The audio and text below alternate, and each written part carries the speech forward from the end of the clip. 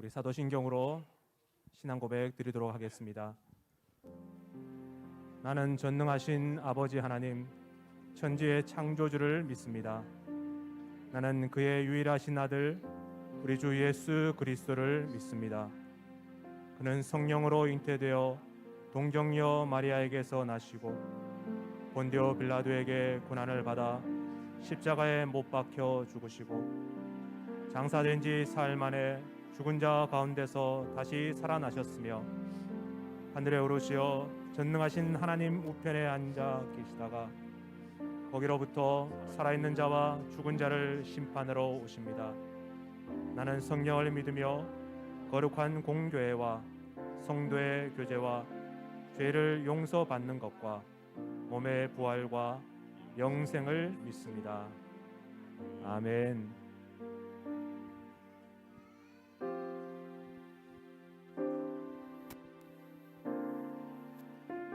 이 시간 우리 영과 진리로 주님 앞에 예배하기 원합니다. 우리 온 마음 다해 주님 앞에 예배합시다. 우리 모두 예배하는 자 되어 온전히 영과 진리로 주를 예배하자.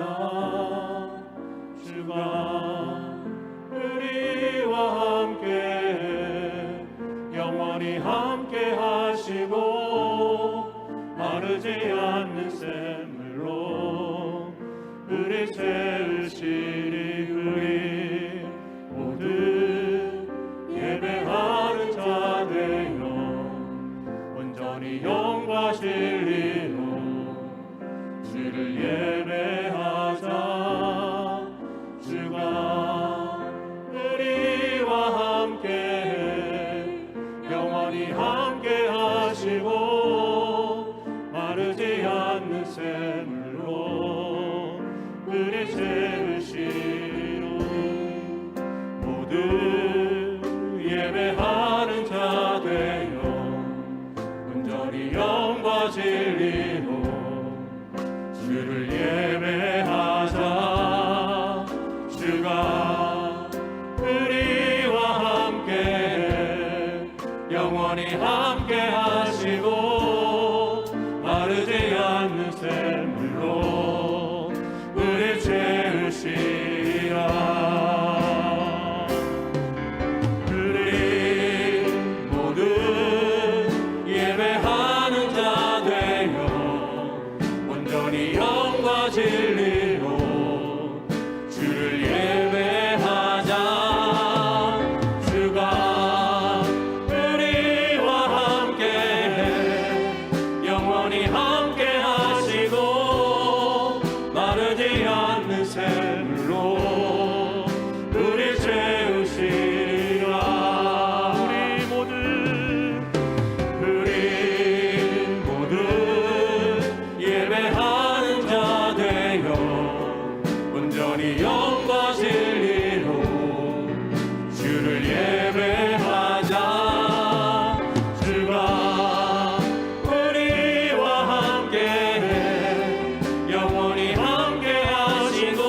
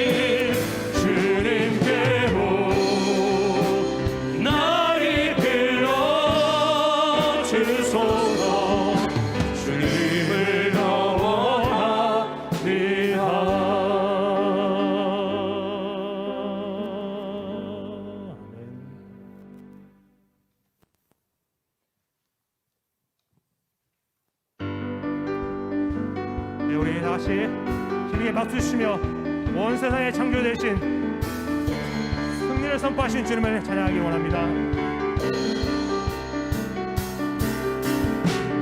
온 세상 창조주, 온 세상 구원자, 모든 것 이기신 능력의 하나님.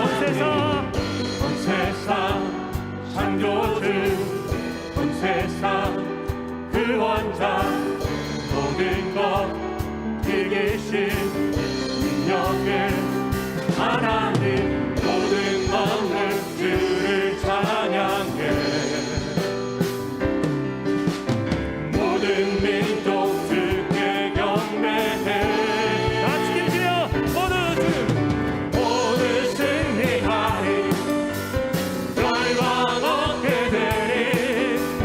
하나님께서 통치하시네. 모두 승리하리. 모두 승리하리.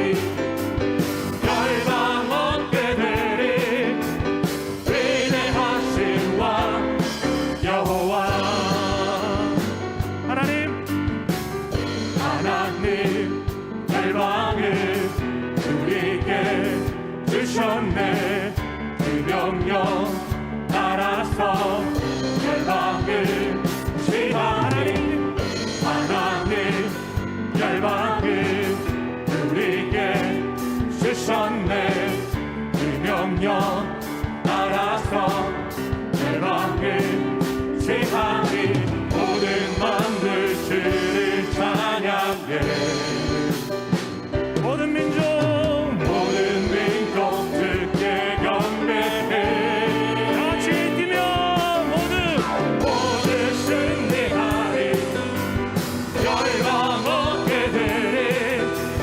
하나님께서 통치하시네. 모두 승리하리. 모두 승리하리. 열방 얻게 되리.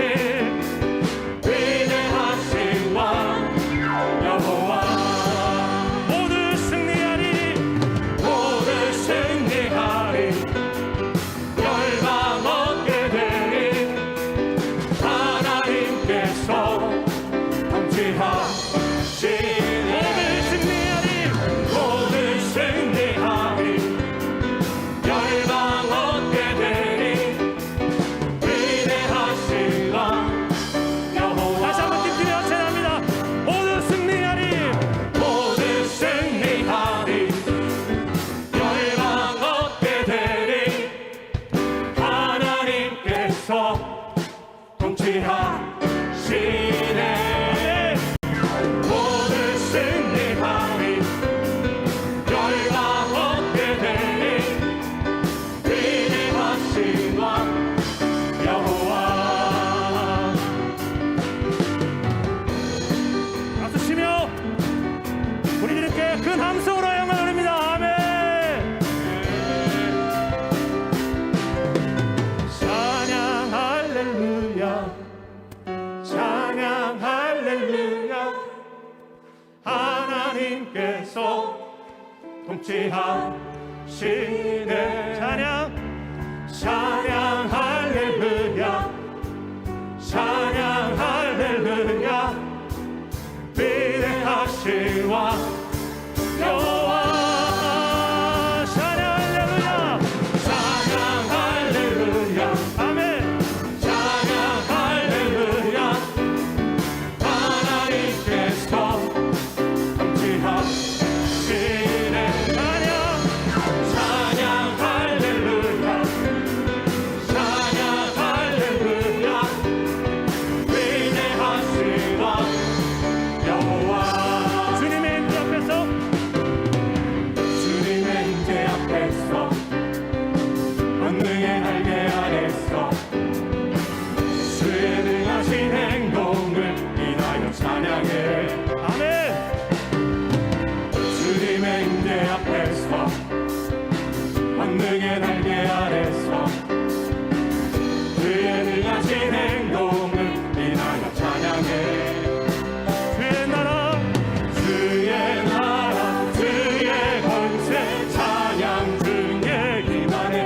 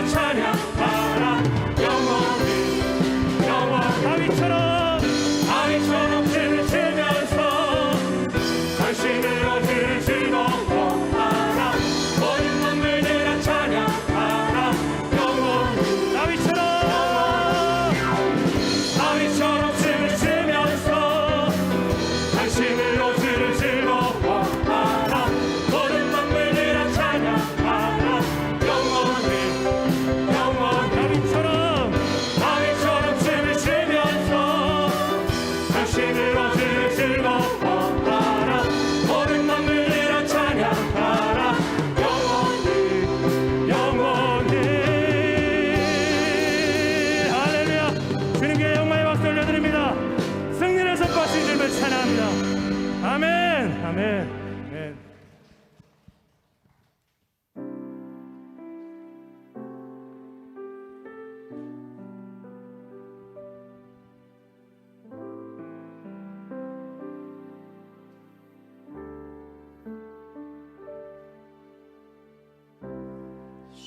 십자가를 참으신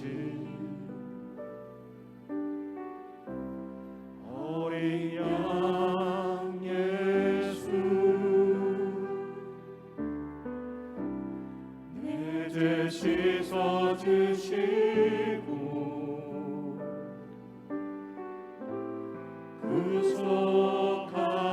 구속하셨네. 어둠을 물리치신 세상의 빛 예수, 영광의 빛 비추사 자유케 하시네.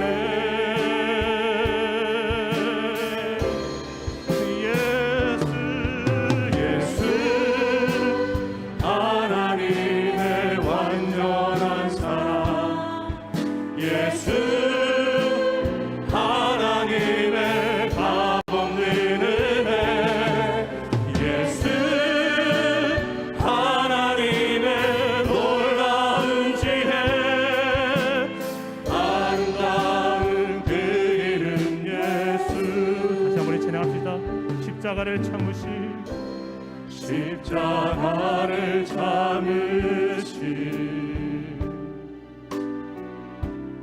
어린 양 예수,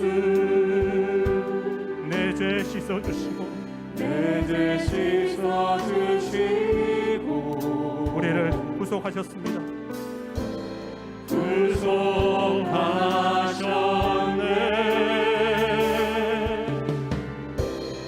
어둠을 물리치신 세상의 빛 예수, 영광의 빛 비추사 자유케 하시네.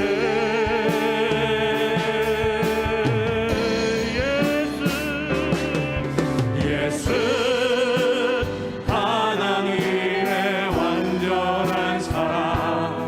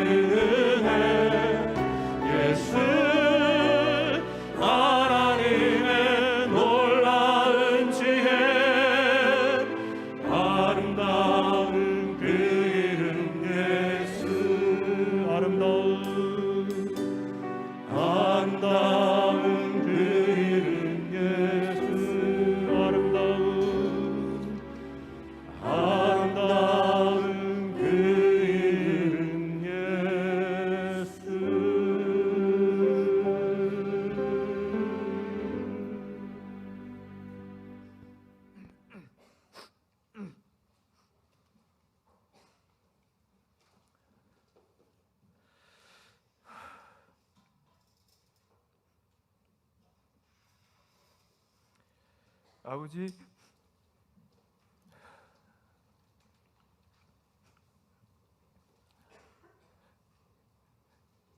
죄밖에 한 게 없는 우리가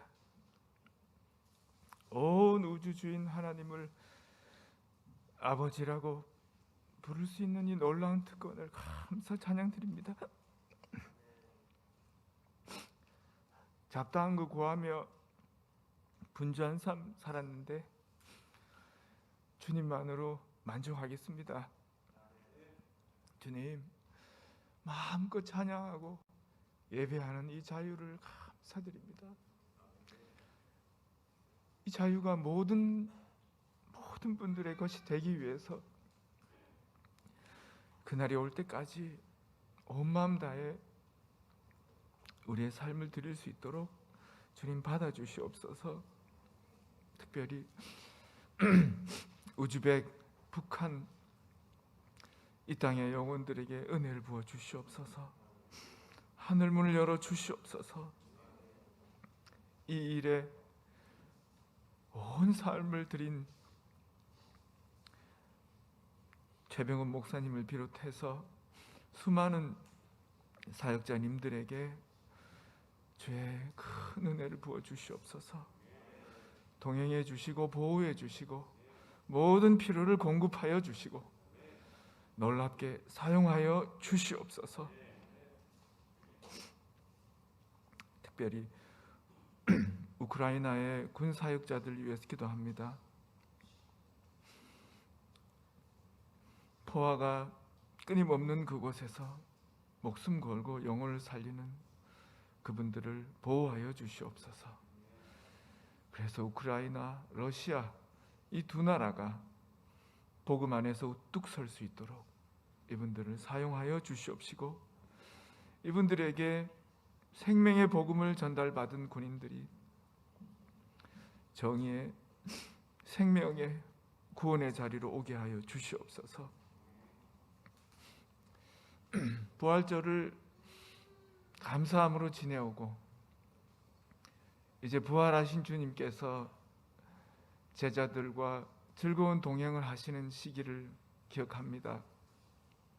주님, 우리의 생각으로, 철학으로 주님을 따르는 것이 아니라 우리 삶 가운데 부활하신 주님이 동행하시는 생생한 체험으로 주님을 믿게 하시니 감사드립니다. 이 기쁜 경험들이 우리가 사랑하는 모든 분들의 것이 될 수 있도록 주님, 전하고 섬기는데 쉼이 없게 하여 주시옵소서. 코로나가 조금씩 물러가고 있는 것을 봅니다. 주님, 저희는 코로나 이전으로 돌아가기를 원치 않습니다. 이 고난의 터널을 통과하고 전진하게 하여 주시옵소서. 이 나라 이 민족 온 세계가 전진하게 하여 주시옵소서. 향락과 퇴폐와 교만으로 얼룩졌던 시간으로 돌아가지 않게 해주시옵시고, 그러한 것들이 인기를 잃게 하여 주시옵소서. 주님, 이 핑계 저 핑계 모이기에 힘쓰지 않았던 것을 용서해 주시고, 어떤 환경에도 모이기에 전하기에 힘쓰는 우리 되도록 굳세게 세워 주시옵소서. 이 시간 주님 보내주신 귀한 최병훈 목사님 그 간증과 설교를 통해서 우리의 이 결심과 헌신이 다시금 재무장되게 하여 주시옵소서. 주님의 부활의 능력이 우리 안에 가득하길 원합니다. 그래서 이 예배 나갈 때에 그 이후에 우리의 삶이 변화되기 원합니다. 즐겁게 손해보게 하시고 잘 져주게 하시고 기쁘게 실패하게 하여 주시옵소서. 그래서 그 가운데서 참 승리를 누리는 복된 우리 예범 가족 다 되게 하여 주시옵소서. 가장 큰 실패처럼 보였던 십자가를 통해서 가장 큰 승리를 이루신 예수님의 이름으로 기도합니다.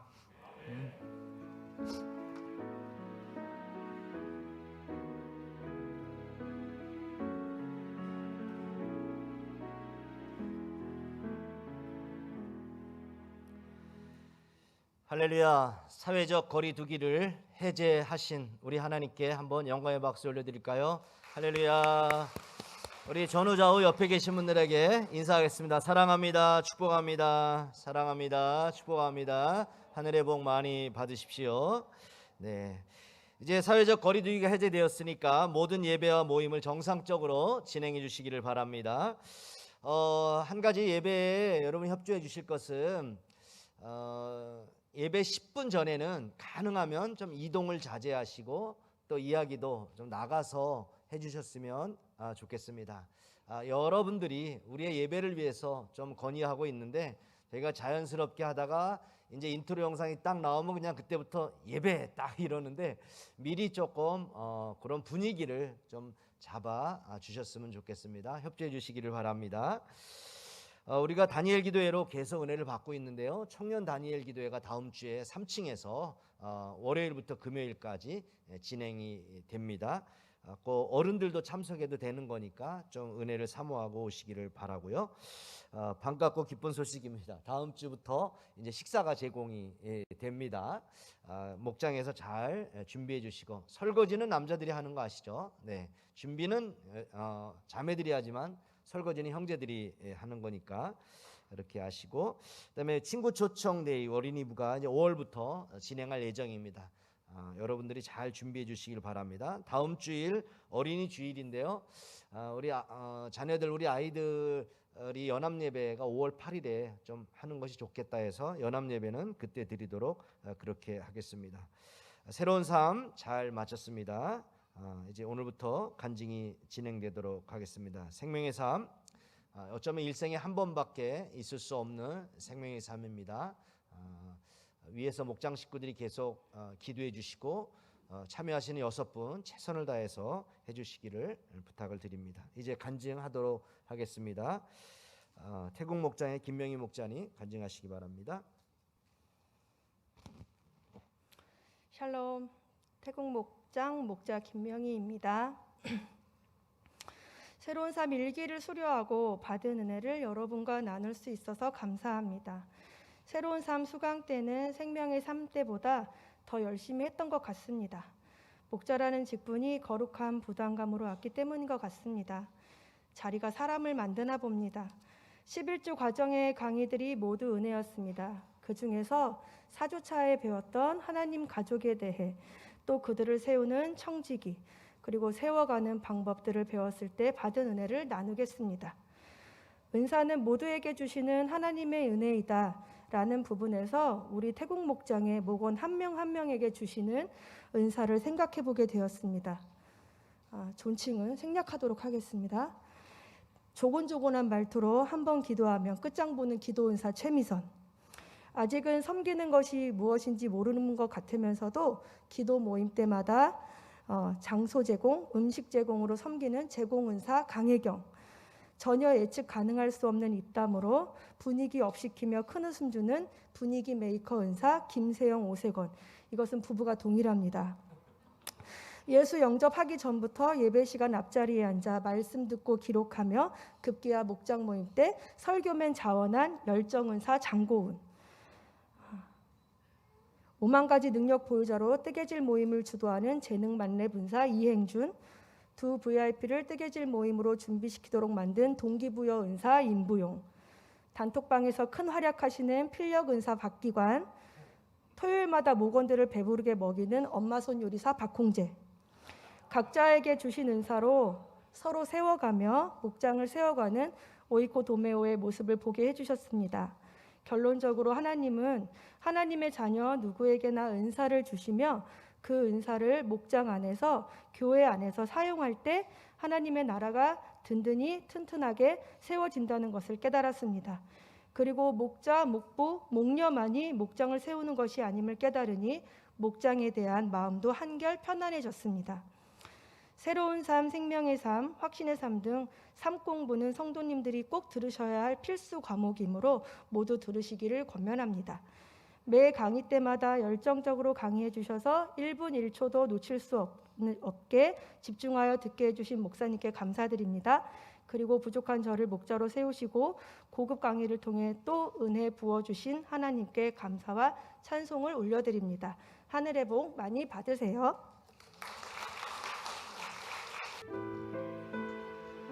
선교사님 그동안 수고하셨습니다. 힘내십시오. 하나님께서 당신을 통해 메마른 땅에 샘물 나게 하시기를, 가난한 영혼 목마른 영혼 당신을 통해 주 사랑 알기. 이제 서로가 서로를 축복하고 우주병장 나오세요. 하나님께서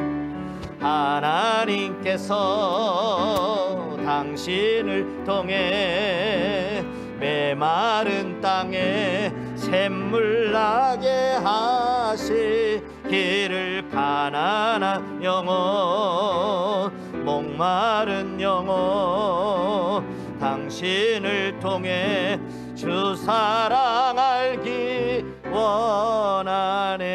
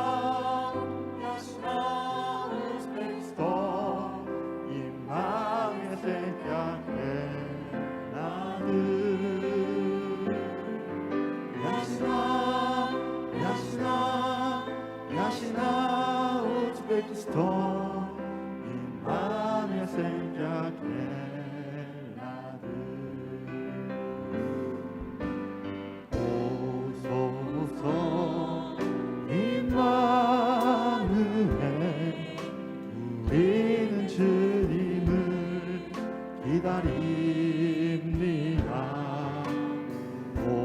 오소서 임마누엘, 우리와 함께 하시는 임마누엘.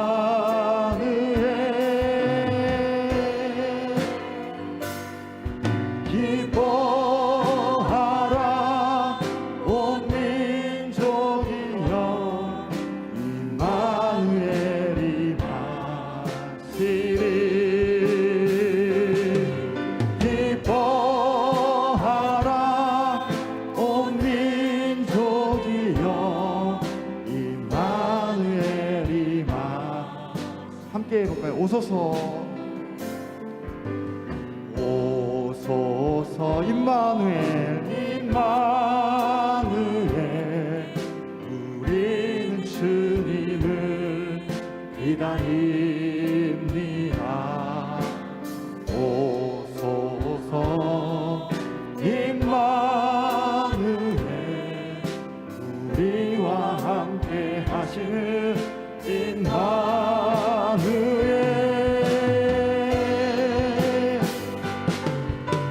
기뻐하라 온 민족이여, 임마누엘이 마시리. 기뻐하라, 기뻐하라 온 민족이여, 임마누엘이 다시 한번 기뻐하라. 기뻐하라 온 민족이여, 임마누엘이 마시리. 기뻐하라 온 민족이여, 임마누엘이 마시리. 야시나 야시나 야시나 우즈베키스탄, 임마누엘 생각해라드.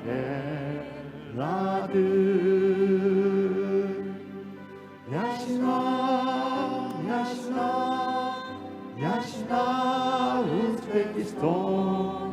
임마누엘 생각해 나들. 우리 우즈벡 목장이었고요. 우리 어린이들과 우리 선교사님 가정이었습니다. 감사합니다. 차례 퇴장.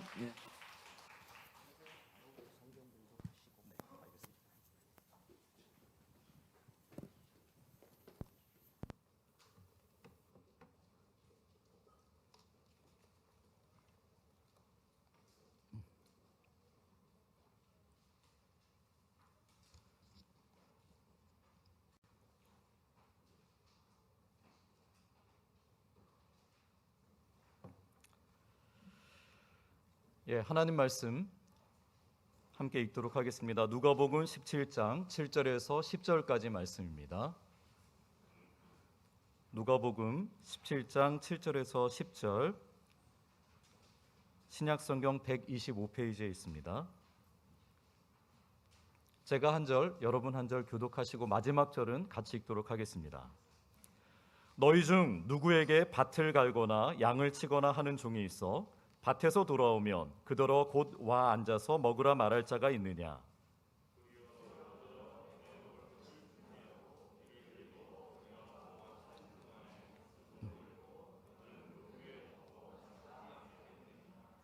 명한도로 하였다고 종에게 감사하겠느냐? 이와 같이 너희도 명령받은 것을 다 행한 후에 이르기를 우리는 무익한 종이라 우리가 하여야 할 일을 한 것뿐이라 할지니라. 아멘. 잠시 기도하겠습니다. 사랑과 은혜가 풍성하신 하나님, 은혜를 감사드립니다. 귀한 날, 주님의 날을 허락하셔서 우리 귀한 예봄의 식구들이 한자리에 모여 하나님을 예배하며 찬양할 수 있도록 인도하여 주시니 감사합니다. 주님 다시 사신 부활절을 또 기점으로 하여 사회적 거리두기를 해제시켜 주심을 또한 감사드립니다. 이것이 우리에게 주는 의미가 크다고 생각합니다. 하나님, 정말 주님의 다시 사신 부활의 능력이 이 사회를 새롭게 할 것이며 이 사회를 자유케 할 것임을 믿습니다. 이 시간 우리가 억눌리고 힘들고 찌든 마음으로 이 자리에 왔다면 성령 하나님, 이 시간 함께하여 주셔서 우리의 마음에 자유를 허락하여 주시옵소서.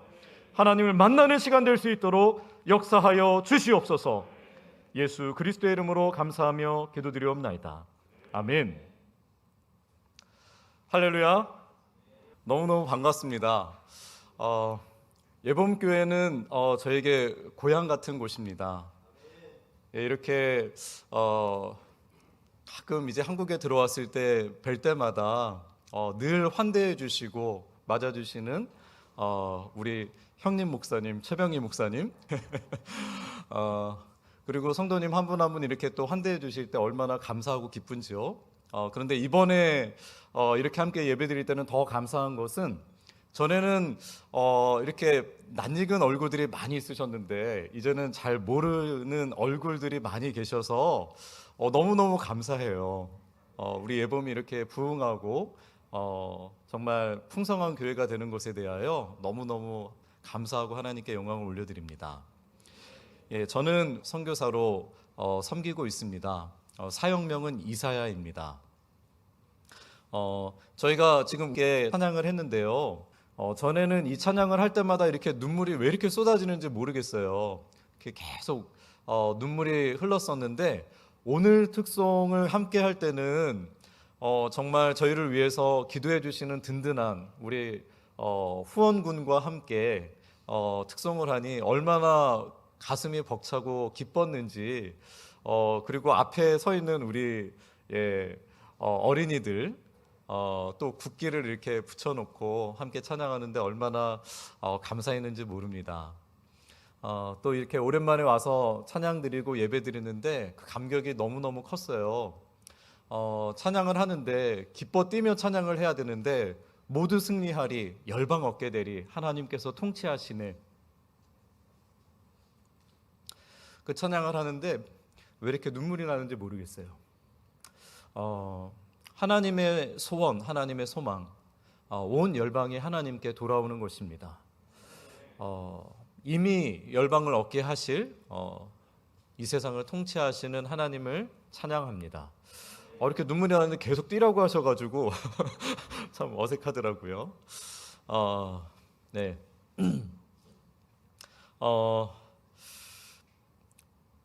이제 말씀을 나누겠습니다. 제목은 무익한 종의 믿음입니다. 이 무익한 종, 제가 정말 제일 읽기 싫어하고 제일 듣기 싫어하는 말씀이었어요. 무익한 종. 전도사 시절부터 이 말씀이 왜 계속 이렇게 마음에 콕콕 박히는지 모르겠어요. 이 본문 말씀을 보시면 이런 내용이에요.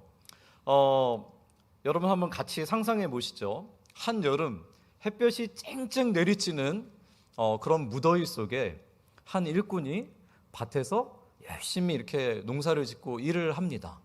땀이 얼마나 흘렀는지 정말 땀이 흐르고 굳고 해서 온 옷에 그 소금기가 가득 껴 있는 거예요. 하얗게.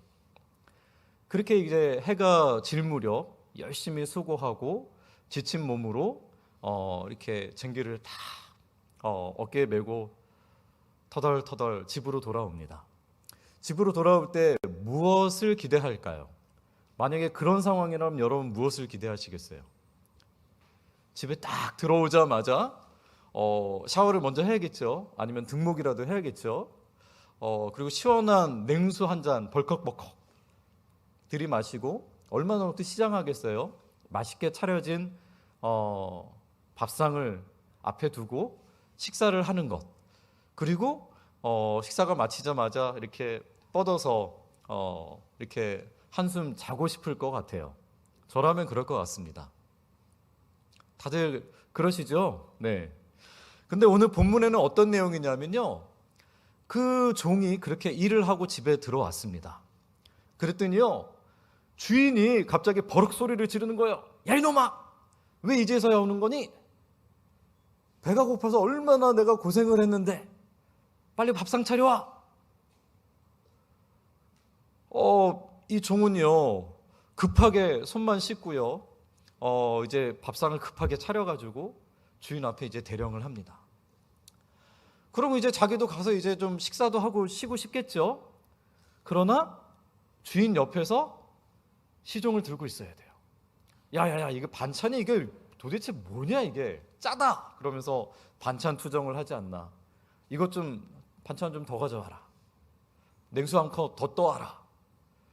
주인이 종을 마음껏 부려 먹는 거예요. 여러분 열 받으시겠어요? 안 받으시겠어요? 열 받죠. 그런데 종은 아무 소리 할 수 없습니다. 그저 옆에서 시종 들고 그 다음에 식사가 다 끝나면 이제 그제서야 상을 치우고 그제서야 자기 일을 볼 수 있어요. 너무 비참하지 않습니까?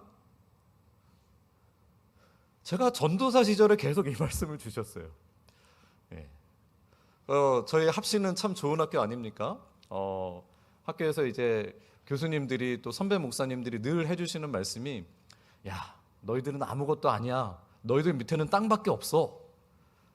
계속 그 말씀을 해주셨어요.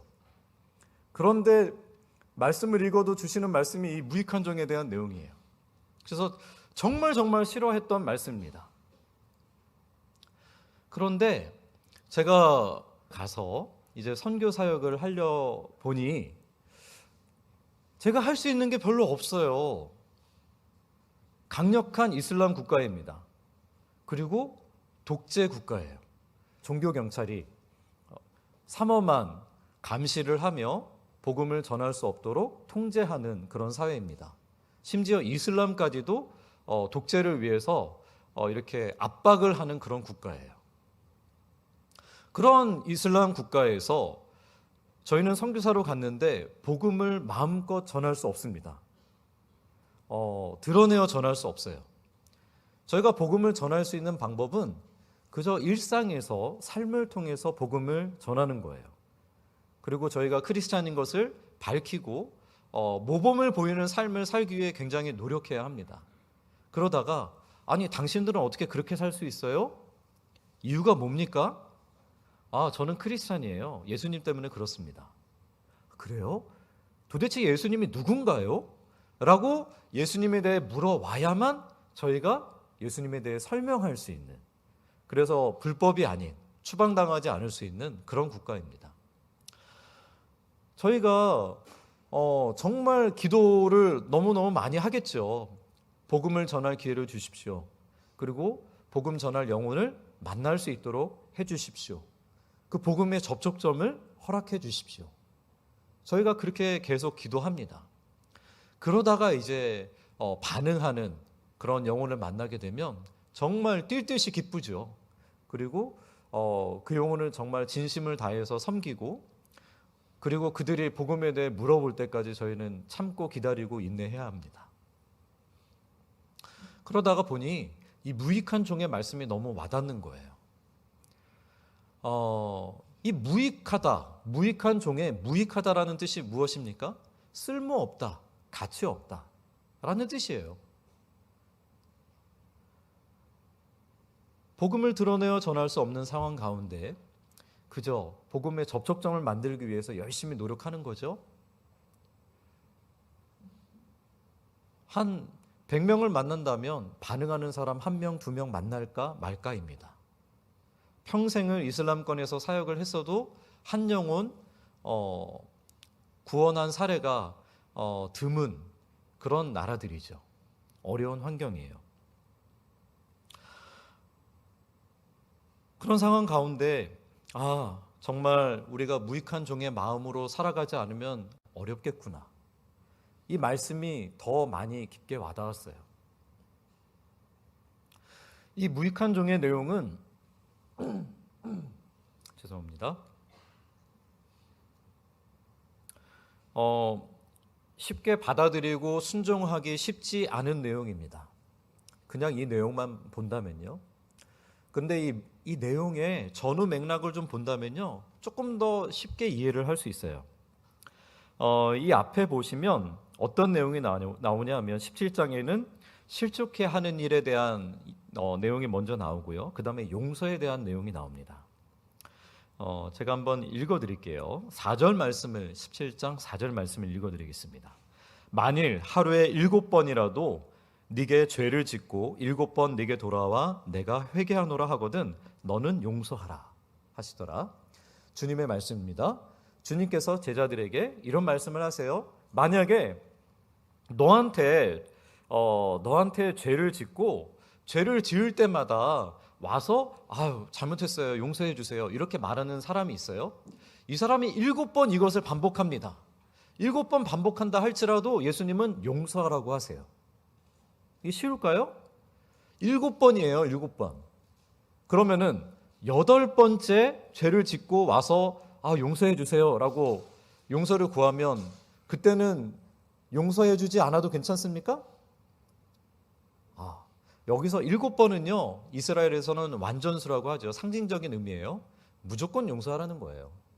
무한번 용서하라는 거예요. 예수님께서 이 말씀을 하셨어요. 그랬더니요 그 다음에 5절 말씀에 아주 재미있는 내용이 나옵니다. 사도들이 주께 여짜오되 우리에게 믿음을 더하소서 하니, 제자들이 예수님한테 이 말씀을 듣고는 예수님 저희에게 믿음을 더해 주세요 라고 대답했어요. 이게 무슨 말일까요?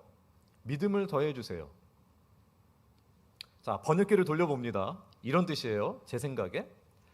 아니 예수님 어떻게 그렇게 용서를 합니까? 저는 용서 그렇게 못해요. 누가 그런 용서를 할 수 있겠어요? 예수님이시니까 예수님만 그렇게 하실 수 있죠. 저희는 그런 믿음이 없습니다. 저희는 믿음이 요만해서 그런 일 못해요. 그러니까 그런 말씀하지 마시고 그런 용서를 할 만한 믿음을 저에게 부어주세요. 더해주세요. 그러면 제가 한번 해볼게요 라는 내용으로 저는 번역이 됩니다. 동의하십니까? 그러면 지금 이 내용은 무슨 내용이에요? 제자들의 대답은 뭐예요? 저는 못해요. 안 해요. 어떻게 그렇게 해요? 그렇게 억울해서 어떻게 살 수 있어요? 어떻게 계속 그렇게 나를 괴롭히는 사람을 용서만 하고 살 수 있나요? 제가 그렇게 바보처럼 살기를 원하십니까? 저는 죽어도 그렇게 못 삽니다. 이런 내용으로 저는 이해가 됩니다. 그런데 이해가 되는 내용은 당시 이스라엘의 전통으로는요, 한 사람에게 3번까지는 용서해줘도 된대요. 3번까지는 용서하래요. 근데 3번이 넘어가면 용서 안 해줘도 된대요. 근데 예수님 몇 번 말씀하셨어요? 7번을 말씀하셨지만 그 분위기로 보아서는 무한번 용서하라는 거예요. 제자들이 저희는 그렇게 못합니다. 자, 그러자 예수님께서 예수님 이 내용을 이해를 못하셨겠습니까? 제자들의 답변을. 자, 예수님이 아주 너무 멋진 말씀을 하시죠. 6절 말씀입니다. 주께서 이르시되 너에게 겨자씨 하나일 만한 믿음이 있었더라면 이 뽕나무더러 뿌리가 뽑혀 바다에 심기어라 하였을 것이요 그것이 너희에게 순종하였으리라. 너무 멋지지 않습니까? 예수님의 이 말씀, 제자들의 의도가 무엇인지 명확히 아시고 너희들은 믿음이 적은 게 아니라 믿음이 없는 거야 라고 말씀하시는 거예요. 자, 겨자씨 하나일 만한 믿음. 겨자씨 여러분 보셨죠? 여러분 겨자씨가 굉장히 작은 거라는 것도 알고 계시죠? 그 작은 믿음 하나만 있어도 뽕나무한테 너 뿌리채 뽑혀 그리고 바다에 심겨 이렇게 명령을 하시더라도 뽕나무가 그렇게 순종한다는 거예요. 자, 이게 가능할까요? 불가능할까요? 불가능합니다. 어렵습니다. 3가지 이유가 있습니다. 첫 번째, 뽕나무 여러분 보셨나요? 뽕나무 어르신들은 잘 아시죠? 뽕나무가 뭐로 유명하냐면요, 뿌리가 깊고 넓게 뻗치는 걸로 유명합니다. 그래서요, 뽕나무를 뽑으려면 뿌리채 뽑는 거는 어려워요. 그래서 뽕나무는요, 그냥 베어버리거나 아니면 뿌리를 그 작은 범위로 이렇게 잘라서 그렇게 해서 뽑습니다. 어려운 일이에요. 뿌리채 뽑히는 것 자체가. 두 번째, 뽕나무가 바다에 심겨지는 것. 쉬울까요? 바다에 어떤 나무를 심어도 어렵지 않겠습니까? 세 번째, 사람이 심는 게 아니라 뽕나무가 순종한다는 거예요. 스스로 뽑혀서 걸어가서 거기서 심겨지는 거예요. 어렵겠죠? 불가능하겠죠? 너희한테 이 작은 믿음만 있어도 이 일이 가능하다. 뽕나무가 이렇게 순종했을 것이다 라고 말씀하세요. 너희가 억울하다고? 못하겠다고? 안 하겠다는 거겠지. 너희들이 품은 섬김의 마음이 도대체 뭐니? 나한테 도대체 뭘 배운 거니? 그러면서 예수님이 하신 말씀이 이 무익한 종의 내용입니다. 예수님이 이 말씀을 가지고 니네는 이렇게 살아야 돼 하시는 말씀인가요? 그렇게 생각하면 굉장히 받아들이기 어렵습니다. 그런데 이 무익한 종의 가장 대표적인 사례가 있다면 누구를 뽑을 수 있을까요? 맞습니다. 여러분 생각하고 계신 그분 맞습니다. 바로 예수님이십니다. 예수님이 하나님이신 예수님께서 친히 인간의 몸을 입고 이 땅에 오셨습니다. 왕자로 태어나실 수 있었죠. 권력을 가지고 태어나실 수 있었죠. 그러나 알아주지도 않는 목수의 가정에 태어나셨습니다. 그리고 태어나신 것도요, 병원에서 좋은 환경에서 태어나신 게 아니라 마구간에서 태어나셨고요. 누이실 곳이 없어서 말밥통에, 그 지저분한 말밥통에 예수님이 누이셨었어요. 그런 환경에서 여러분 출산을 해야 한다. 나의 자녀가 태어나야 한다. 여러분 상상이 되십니까? 예수님은 출생부터 그렇게 비참하셨고요. 마지막 돌아가실 때는 어땠나요? 자신의 사명을 감당하시기 위해 십자가에 못 박히셔서 물과 피를 다 쏟으셨어요. 근데 그 순간에 제자들은 배신하고 자신들도 죽을까 봐 도망가고요. 그리고 어떤 사람들은 침을 뱉고 예수님을 모욕하고 조롱합니다. 예수님 마지막 돌아가시는 그 순간까지 비참하고 처참했어요.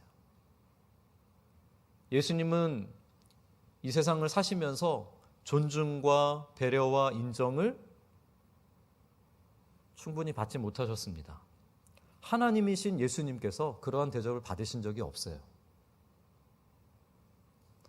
예수님은 그러한 십자가 죽음을 준비하고 계셨습니다. 나는 이런 마음으로 너희를 섬기고 있고, 나는 이런 마음으로 하나님 나라를 선포하고 있어. 나는 이런 마음으로 너희를 용서하고 있어. 그런데 못하겠다고? 예수님이 이 말씀을 하시면서 어떤 마음이셨을까요? 너무나 가슴 아프고 힘드셨겠죠? 그런 미성숙한 제자들의 모습을 보시면서 얼마나 답답하셨을까요?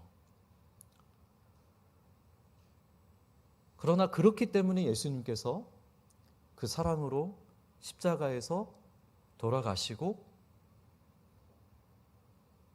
사망과 죄의 권세를 깨뜨리시고 부활하시고 승천하셔서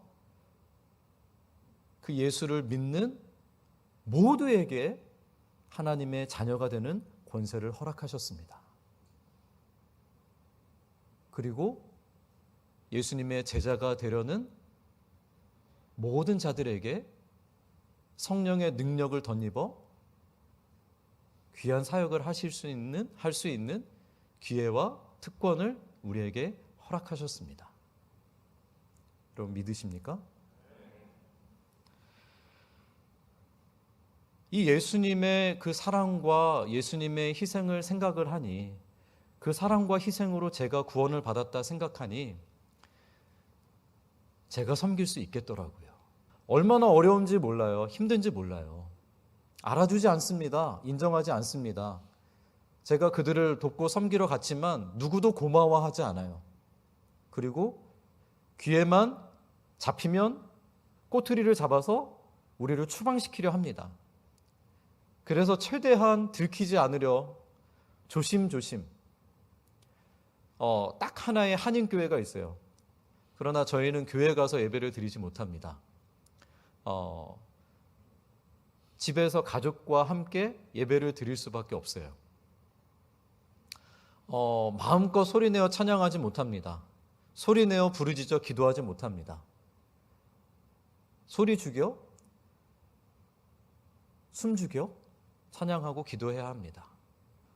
그런 삶을 5년 6개월을 지냈습니다. 쉽지 않았어요. 힘들었어요. 그리고 비자를 받고 그 땅에서 거주하는 것조차 쉽지 않습니다. 매년마다 비자를 갱신해야 하는데 이 비자를 쉽게 받을 수가 없어요. 한 번도 편하게 받아본 적이 없습니다. 그리고 다음 1년을 기약할 수가 없어요. 자신할 수가 없어요. 그래서 주어진 하루하루를 최선을 다해 살아야 합니다.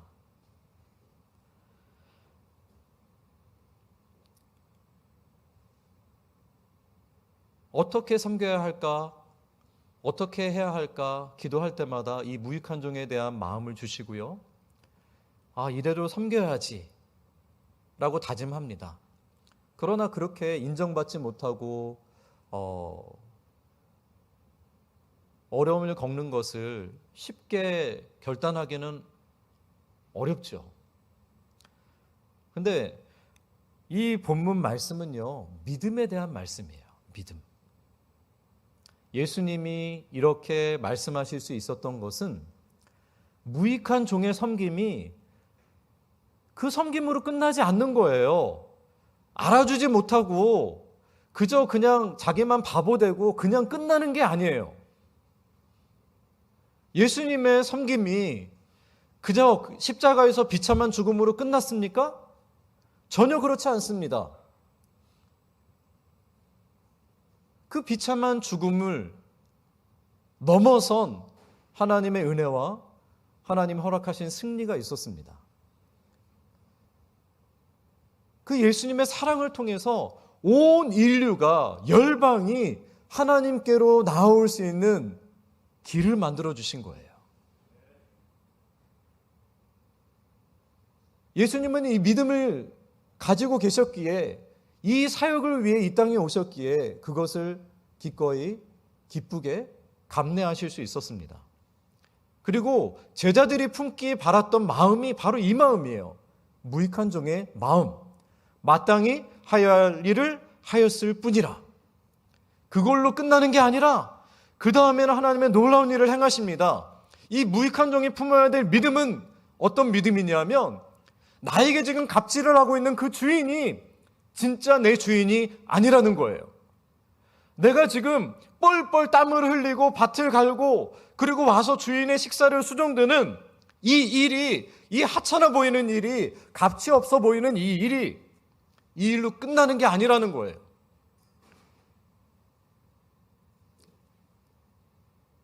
진짜 주인은 하늘에 계신 하나님이시고, 지금 내가 하고 있는 이 하찮아 보이는 이 일은 하나님께서 하나님의 나라를 세우기 위해서 나에게 허락하신 부름의 자리이며 나의 사명이라는 것입니다. 이 믿음을 가질 때, 이 믿음으로 섬길 때 하나님께서는 놀라운 일을 행하십니다. 제가 갖고 있는 믿음은 바로 이 믿음입니다.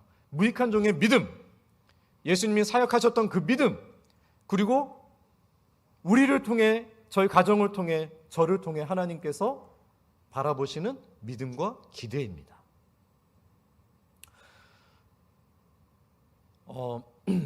오늘 목사님께서 우리 예봉교회 상황에 대해서 아주 상세히 잘 설명을 해주시고 이런 말씀을 해주셨어요. 우리 예봉교회는 코로나의 영향을 받지 않았습니다. 그런데 말씀을 듣고 보니 코로나의 영향을 받지 않은 게 아니라 코로나 때문에 더 유익을 누릴 수 있었던 것 같아요. 하나님 은혜를 주셨던 것 같아요. 늘 이제 많이들 이렇게 얘기하죠. 위기는 기회다. 그렇죠? 저는 참 너무 감사했던 것이, 제가 간증을 하나 나누고 싶었는데 그 간증이 바로 코로나에 관한 거였거든요. 제 기도 편지를 보셨던 분들은 이렇게 아시겠지만 제가 코로나를 3번 겪었습니다. 여러분, 코로나 3번 겪은 사람 보셨나요? 바로 접니다. 예. 코로나 3번 겪은 현지인을 보질 못했어요. 친구들이 저를 바라보면서, 야, 넌 어떻게 현지인도 겪지 않은 코로나를 3번이나 겪냐? 근데 그 눈빛에는 너는 씻기는 하니? 양치질은 하니? 뭐 이런 분위기도 좀 있는 것 같아요. 그런데 이 코로나는요, 저는 이렇게 고백합니다. 하나님께서 저에게 허락하신 기회였어요. 제가 이제 대학에서 학생들을 만나면서 제자들을 세우기 위해 제자 훈련을 제 나름대로 많이 했어요. 근데 코로나가 이제 터지고 나서 온라인 수업을 하면서 학생들을 만날 수가 없게 됐어요. 사역이 정말 이렇게 스탑된 것처럼 보입니다. 사람을 만나야 뭘 하죠? 그리고 인터넷도 그렇게 많이 활성화되어 있지 않습니다.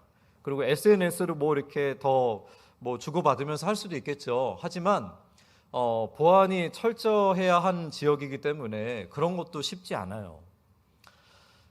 그래서 코로나가 터졌을 때 기도를 많이 했습니다. 하나님, 이 코로나 상황에 정말 하나님께서 허락하신 영혼들 만날 수 있는 그런 기회를 허락해 주시고, 그리고 그런 기회를 주셨을 때 민첩하게 반응하고, 그리고 그렇게 분별할 수 있도록 하나님 은혜를 주세요.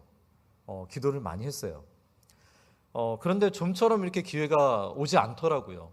그러다가 이제 한 기회를 잡았는데, 그게 무엇이었냐면 어려운 사람들한테 이제 구호 물품을 나눠주는 것. 그리고 기부를 받는다라는 거예요. 그래서 잘 됐다.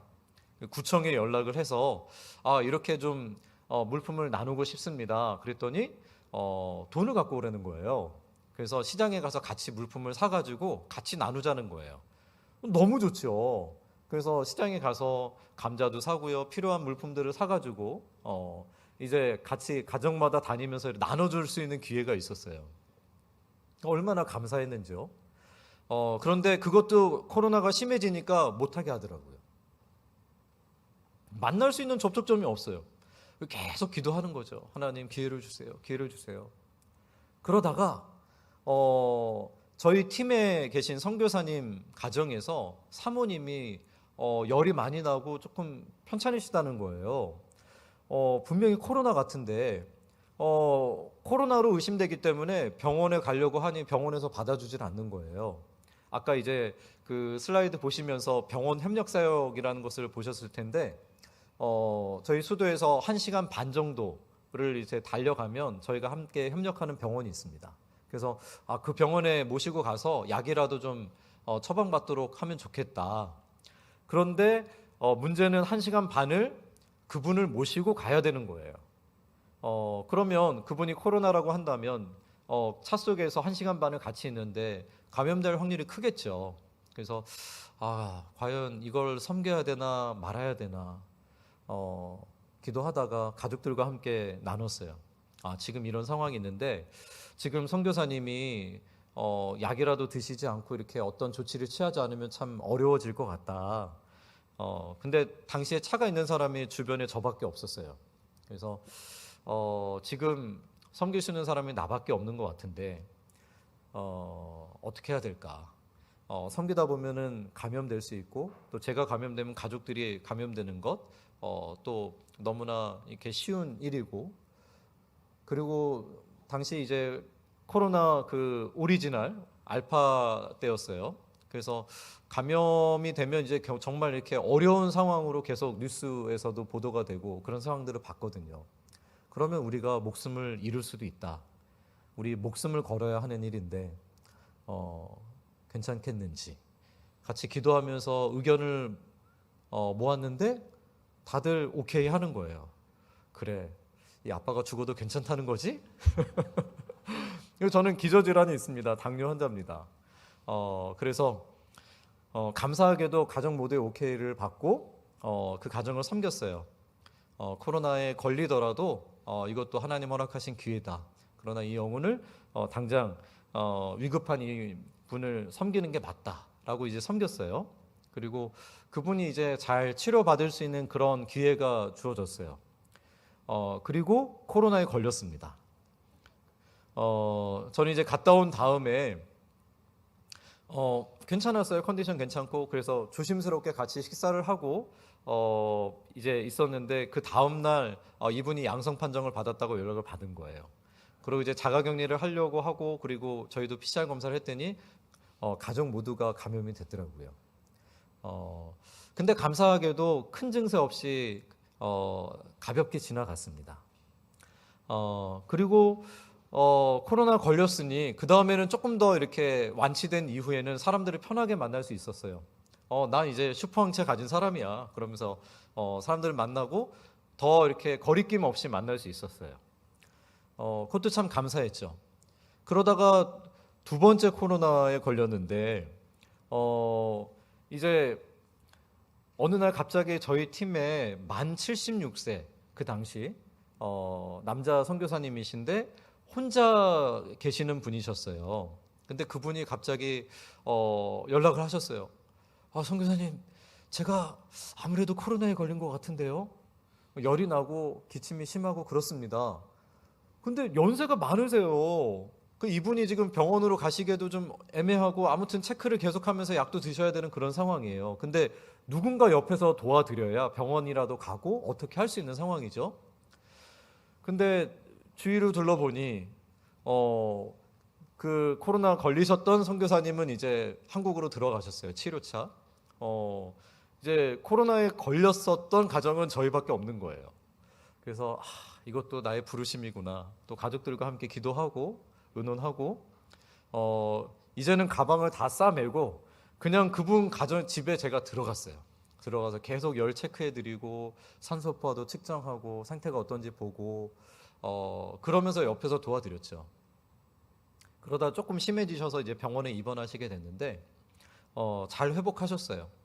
그리고 그분 이제 병원을 입원시켜드리고 저도 이제 자가격리를 했는데 저도 또 양성이 나오더라고요.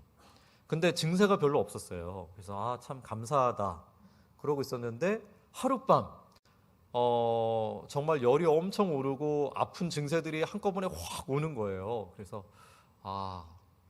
이렇게 부르심을 받을 수 있겠구나. 그리고 마음의 준비를 하고 기도하고 그렇게 쉬었는데 다음날 아침에 일어났더니 증세가 다 사라졌어요. 그리고는 후유증만, 그러니까 건강과는 문제 없는 냄새 못 맡고 맛을 못 보는 조금 불편한 그것만 한 달 반 정도의 후유증을 겪었는데 그렇게 코로나 2번을 지나갔어요. 그게 델타였습니다.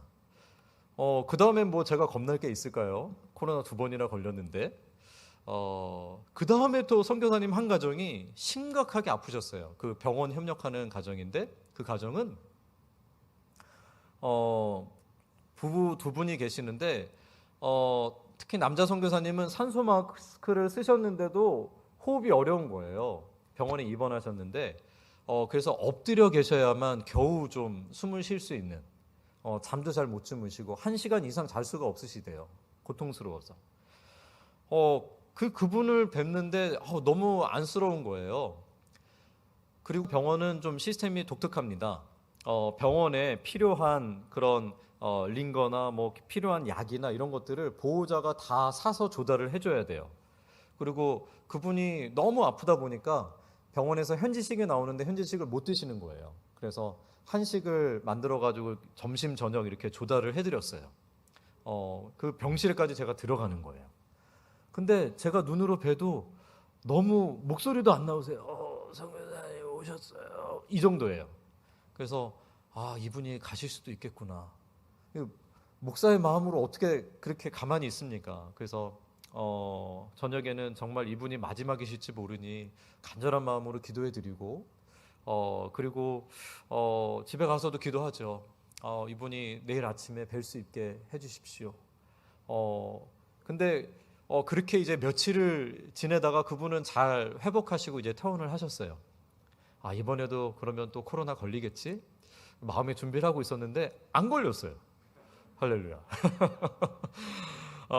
그러다가 이제 1월에 안식년을 준비하기 위해서 이제 항공권을 사고 나오려고 준비하고 있었어요. 이사를 다 짐을 싸놓고 그리고 저희 집에 들어오실 분도 이렇게 짐 싸고 저희 집에 짐까지 옮겨놨어요.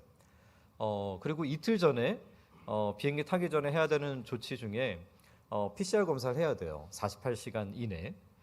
PCR 검사를 했는데 그냥 목만 좀 간질간질했을 뿐인데 양성이 나온 거예요. 저희 셋이 나와야 되는데 아내와 저는 양성이 나오고 막내는 음성이에요. 너무 당황했죠. 짐도 다 싸놨고 비행기표도 사놨고 그리고 저희 집에 들어오실 분까지 준비되어 있는데 그 짐까지 와 있는데 도대체 이게 무슨 상황일까? 하지만 급하게 이렇게 수습을 하고 이거는 뭔가 의미가 있을 거야 라는 생각이 드는 거예요. 앞에 2번의 코로나가 그러했으니 이번에 코로나도 무슨 의미가 있겠다. 그리고는 정말 하나님 뜻이 무엇일까 주변을 열심히 살폈습니다. 기도하며 살피는데 한 가정이 마음에 들어왔어요.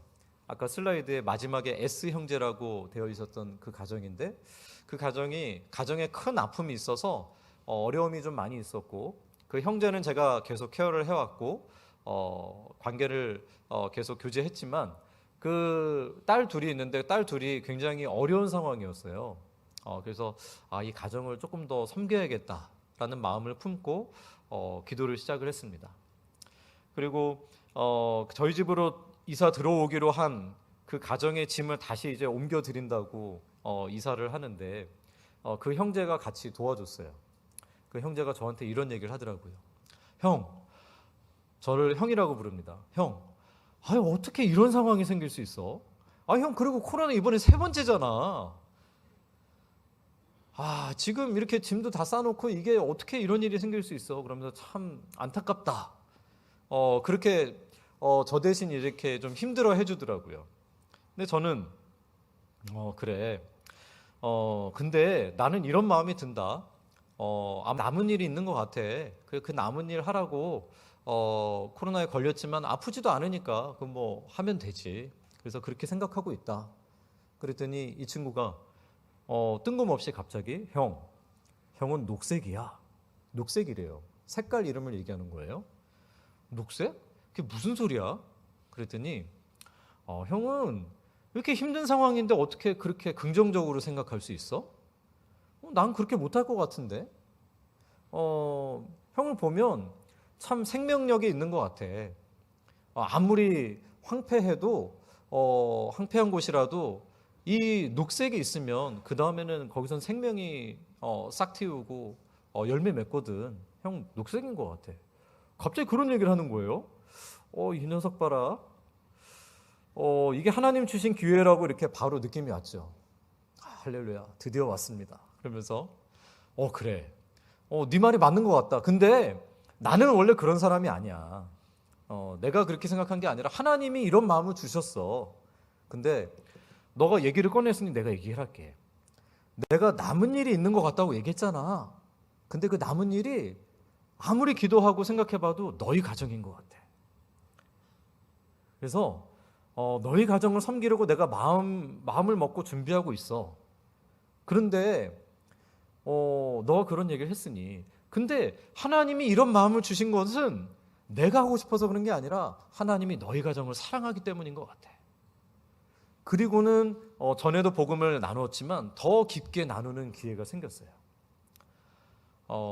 그래서 한 달 동안 그 가정을 아주 정말 최선을 다해서 섬기고 저희는 한국에 들어왔죠.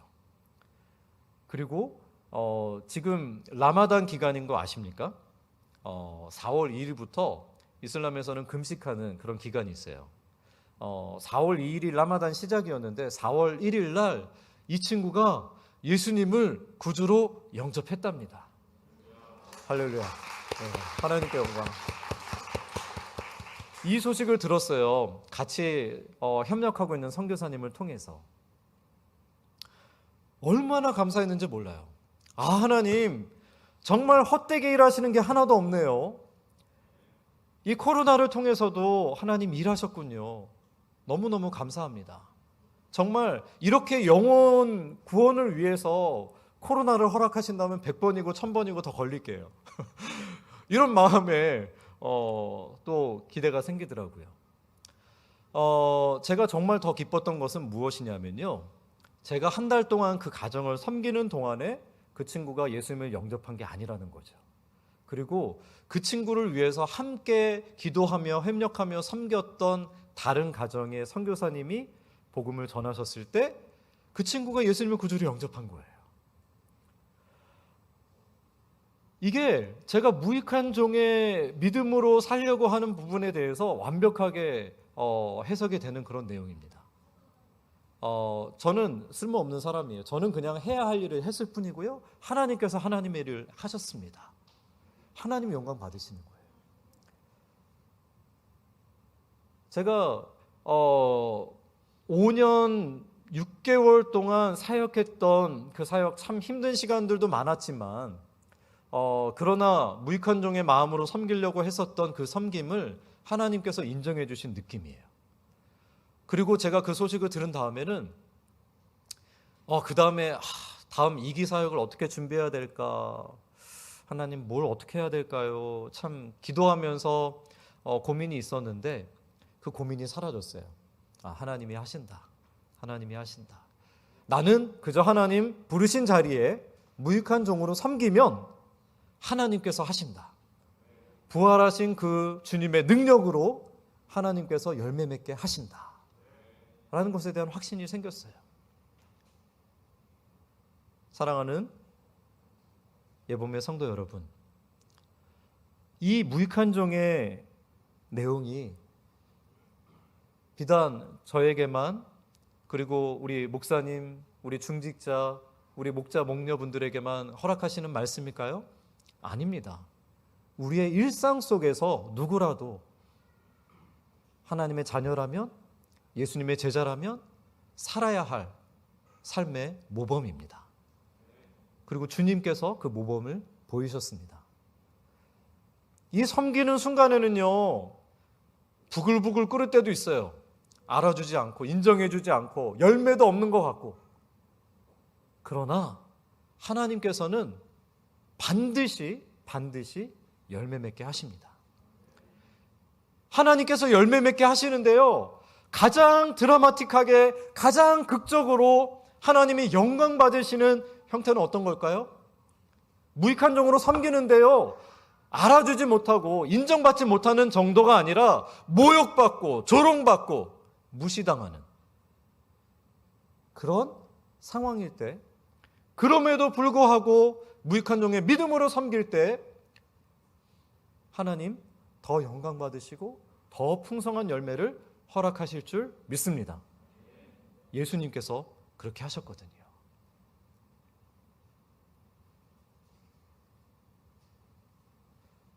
예수님께서는 우리한테 이렇게 무익한 종의 마음으로 섬기라고 하십니다. 근데 우리의 정체성을 무익한 종으로 한정 지으신 게 아니에요. 우리는 종의 마음을 품고 섬겨야 합니다. 그게 우리의 마음가짐이에요. 그러나 예수님께서는요, 우리를 어떻게 보실까요? 제가 요한복음 15장 15절에서 16절까지 말씀 읽어 올리겠습니다. 요한복음 15장 15절에서 16절 말씀입니다.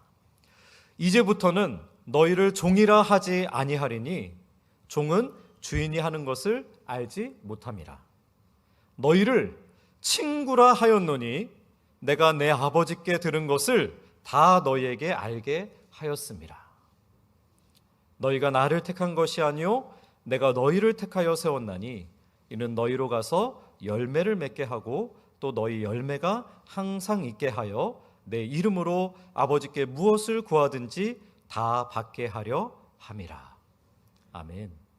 예수님은요, 우리를 종이라 하지 않으십니다. 예수님은 우리를 친구라고 하십니다. 그래서 우리를 위해 목숨을 기꺼이 내어주신 거예요. 여러분의 가치는요, 예수님의 목숨 값입니다. 하나님께서는 여러분을 천하보다도 귀하게 여기십니다. 우리를 종으로 여기지 않으세요. 우리 하나님의 자녀이고요. 그리고 예수님 우리를 친구라 부르십니다. 우리가 종이 아닌 것은 주인의 마음을 알기 때문이에요. 하나님의 마음을 알기 때문이에요. 그래서 예수님 우리를 친구라 하시는데, 그러나 우리의 마음은, 우리의 섬김의 마음가짐은 무익한 종이 되어야 합니다. 우리가 이런 마음으로 섬길 때요, 아무리 황폐한 곳이라 할지라도요, 귀한 생명이 싹 틔울 줄 믿습니다. 여러분의 일터와 여러분의 가정, 여러분의 가정교회, 여러분의 목장, 여러분이 만나는 어떠한 교제와 만남의 장이건, 우리가 무익한 종으로 섬길 때요, 하나님 놀라운 열매를 맺게 하실 줄 믿습니다. 그 열매가 우리가 사는 동안에 거두지 못할 수도 있어요. 그러나 그 열매는 반드시 맺혀질 것입니다. 하나님께서 하실 것입니다. 우리가 그것을 믿음으로 붙잡으시고 승리하시는 귀한 저와 여러분들 되시기를 주님의 이름으로 축복합니다. 아멘. 기도하겠습니다. 사랑과 은혜가 풍성하신 하나님, 은혜를 감사드립니다. 귀한 모범을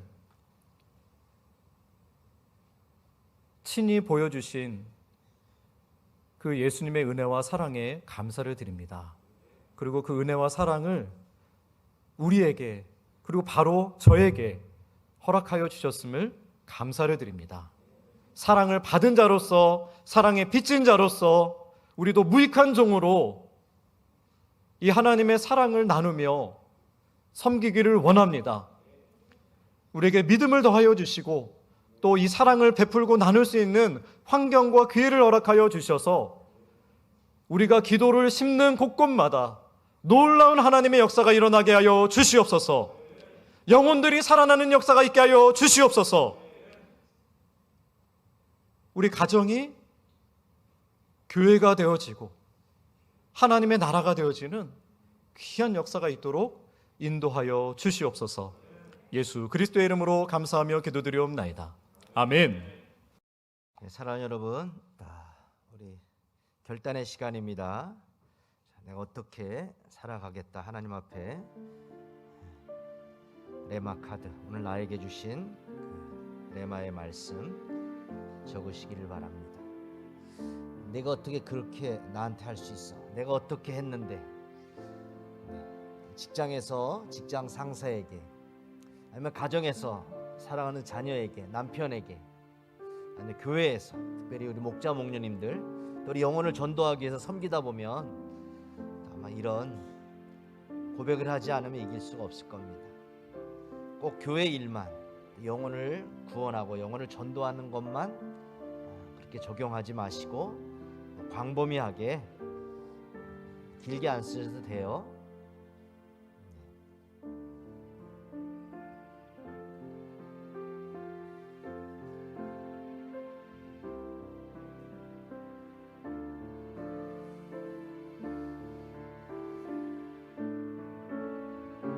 기도가 필요하신 분은 뒷장에 기도 제목을 적어서 이따 가지고 나오시면 이제 기도해드리고 일주일 동안 강대상에서 수시로 기도해드리겠습니다.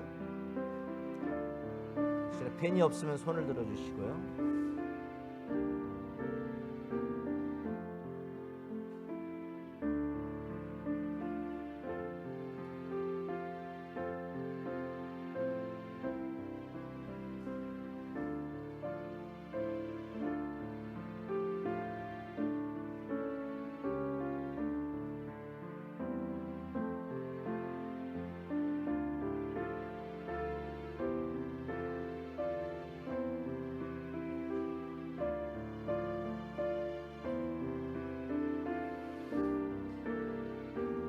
계속 쓰십시오. 이전에 주님을 내가 몰라 영광의 주님을 비방했다. 지극한 그 내게 넘쳐 날 불러주시니 고마워라. 나 받은 달란트 얼마론가 나 힘써 그것을 남기어서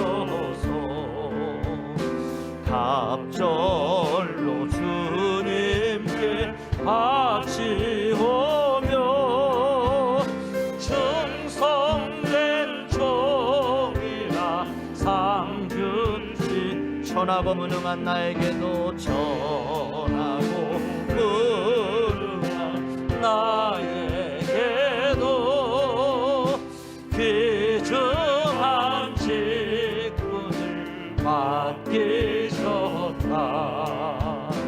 그에 고맙고 고마워라. 이 생명 바쳐서 충성하리. 나는 일들이 하도 적어 큰 열매를 앞에 안 베어도 주님께 죽도록 충성하며 생명의 면류가 얻을. 자리에서 일어나셔서 사절하며 공언합니다. 나는 일들이 다 큰 열매 눈앞에 안 베어도 큰 열매 눈앞에 안 베 주님께 죽도록 충성 주님께 죽도록 충성하며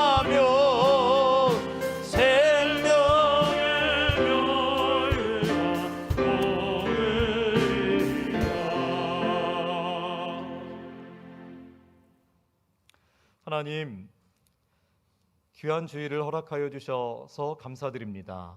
하나님, 지난 일주일간 지켜주신 은혜에 감사하여 정성껏 예물을 준비하여 하나님 앞에 드립니다. 그리고 우리의 시간을 드립니다. 우리의 생명과 우리의 열정을 하나님 앞에 드립니다.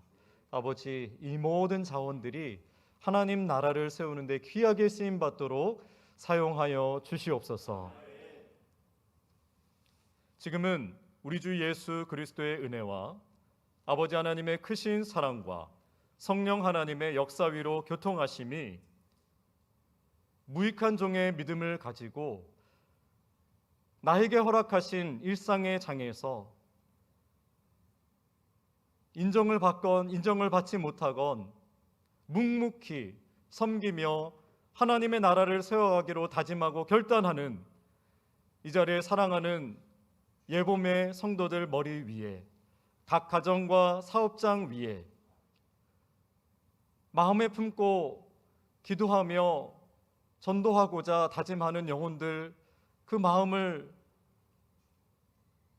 마음들 위에, 세계교회 위에 지금부터 영원토록 함께 있을지어다. 아멘.